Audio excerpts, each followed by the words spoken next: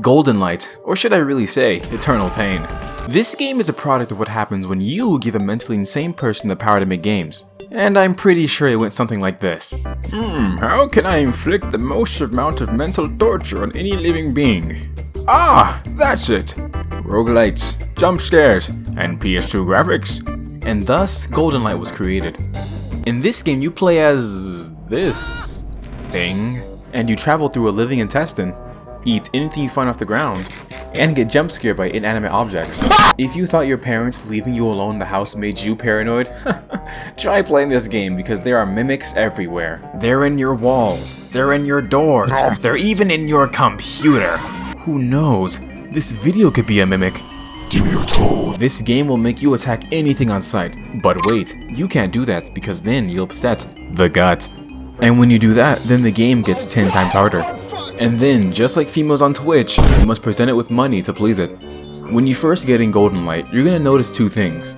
One, you move really fucking slow. And two, it's gonna feel like someone drugged your mouse because there is so much sway that it makes it almost impossible to hit anything.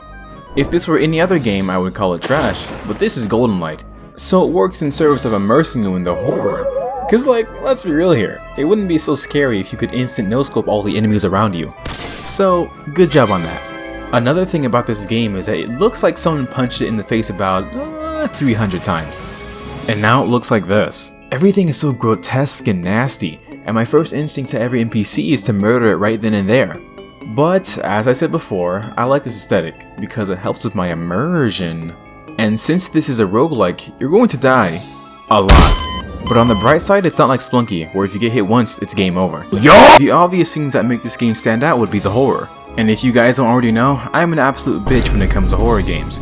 So for me, this is a nightmare. So much so that on my first playthrough, I got one shot by a wall and killed by a computer. And it left me thinking, wow, this is some bullshit. But like most roguelikes, there's a learning curve to its mechanics. Remember when I talked about eating things? Despite looking like this guy, you can eat some weird ass looking food. And on top of that, you can even eat your own weapon. But watch out, some of your weapons have passives so that when you eat it, you'll either A, die, or B, almost die.